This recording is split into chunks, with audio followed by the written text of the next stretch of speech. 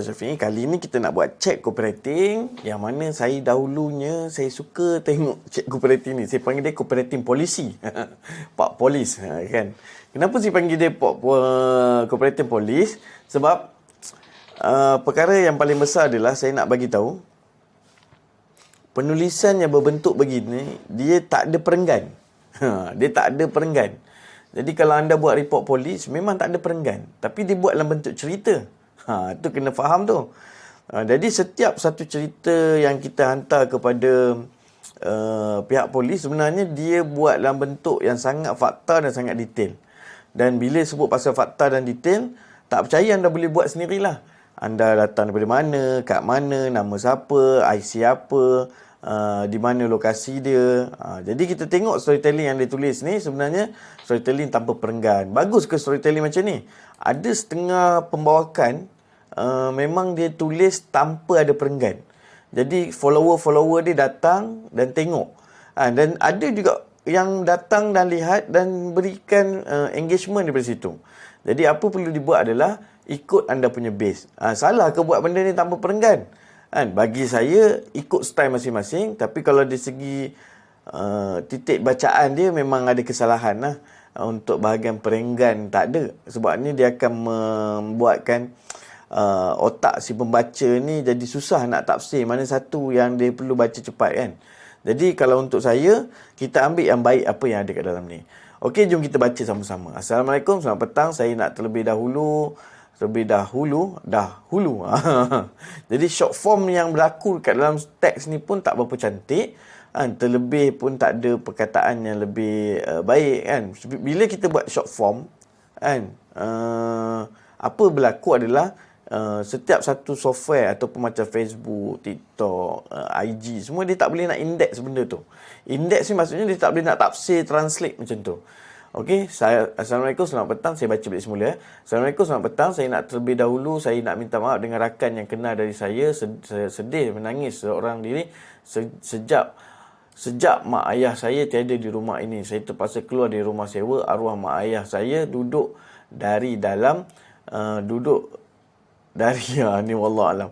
Dari dalam sampailah sekarang ini tuan rumah yang arwah mak ayah tinggalkan tu, tuan rumah nak ambil balik. Tuan rumah tu bagi tahu saya anaknya nak duduk, jadi terpaksalah saya keluar dari rumah itu. Saya dah pergi ke balai polis buat surat lepasan negeri. Jadi alhamdulillah dah selesai. Saya sekarang tak ada selai sepinggan je. Saya dah hubungi di KL dah, dapat kerja, tempat tinggal pun disediakan. Jadi saya nak naik KL, kerja sana, duit tak ada. Jujur ikhlas, saya cakap memang tak ada langsung dengan saya. Jadi saya nak minta lah tolong dengan rakan yang boleh bantu saya dapat pergi ke KL. Saya tak tahu nak minta tolong dengan siapa lagi. Semua kawan tak nak tolong, saudara pun tak nak tolong, tak nak terima saya. Jadi nak buat macam mana ni? Ada uji dari Allah. Saya terima dengan hati terbuka kerana Allah saya bukan suka pandai tulis saja, memang saya perlu pertolongan dengan kawan rakan. Ada sesiapa yang ikhlas jujur di hati nak tolonglah kerana Allah saya betul perlukan duit. Saya dah berapa hari tak makan, tidur di stesen bas KB, makan pun tak. Kau. Jadi sebenarnya dia ada storytelling, cuma storytelling dia ni agak berterabur. Lepas tu dia punya storytelling ni tak jelas lah. Dia nak minta tolong duit, tapi dia suka dipanggil melerik. Melerik. Orang ni tak nak tolong dia, ni tak nak tolong kan. Okey. Jadi poin yang kita boleh ambil yang baik daripada sini apa dia kita boleh belajar adalah nombor satu, dia cuba untuk susunkan satu story dalam keadaan yang dipanggil dia adalah orang yang dipanggil apa kalau dalam cerita dia ada yang baik ada yang buruk. Dia ni duduk dalam lingkungan buruk. Dia memburukkan keadaan hidup dia. So maksudnya dia bukan dia nak, tapi dia dalam keadaan keburukan tersebut. Jadi apa dia berlaku adalah dia ceritakan tentang pengalaman dia, bagaimana dia dalam suasana yang suksa, rumah dah nak kena tarik, nak kena hantar kat balai, lepas tu nak kena minta soal apa. So ni cerita ni masa PKP ni cerita dia orang minta duit kan. Lepas PKP dah berlangsung sekejap kan. Jadi apa kita nampak sini, penyusunan kerja dia ada, cuma apa yang kita boleh belajar, jangan melirik. Melirik ni benda yang saya tak ada kawan bantu saya ni.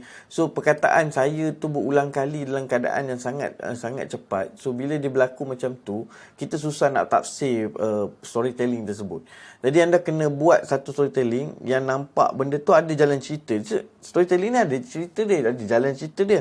Jalan cerita dia dah bagus, tapi dia punya penyusunan ayat untuk nak nampakkan dia ni lebih sesuai dengan keadaan semasa dia, apa isu dia, tak makan tu bila, dia duduk kat mana. So bila dia buat storytelling begini, kita nampak lah biasanya scammer lah berlaku macam ni kan. Storytelling macam ni, dia kata anak dia tengah susah nak cari makan lah. Ni berlaku. Saya tak cakap lah dia ni memang scammer ke apa kan, tapi majoriti 98% ni kalau dia buat begini punya gerak kerja, memang orang akan nampak dia seperti mana dia orang yang datang untuk scammer kan. Sebab saya banyak terima cerita-cerita macam ni. Jadi untuk pengetahuan anda semua, cerita yang berkaitan tentang tanpa perenggan adalah salah satu nak kata teknik pun tak juga, tapi dia adalah tak ramai. Kalau daripada 1,000 orang, mungkin satu orang saja yang mengamalkan tanpa perenggan ni. So saya panggil dia storytelling polis. Storytelling report polis saya panggil dia. Jadi untuk anda, belajar cara nak menyampaikan tu dengan baik, susunan yang cantik, kemaskan. Kalau ada story yang lain pun yang baik pun ada, pastikan penyusunan ayat yang diguna pakai tidak berulang kali membuatkan orang rasa stres nak baca. Lepas tu nombor 2, penyusunan poin-poin.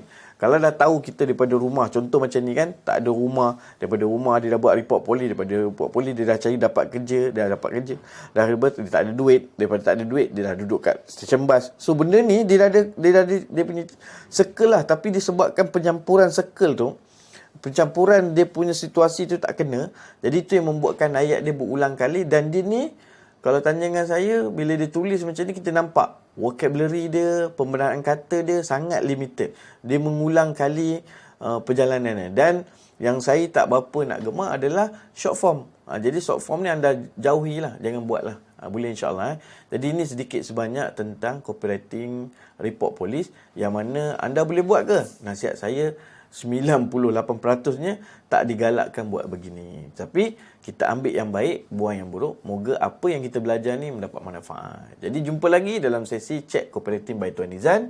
Saya Tuan Izan Syafiee. Jumpa lagi. Assalamualaikum.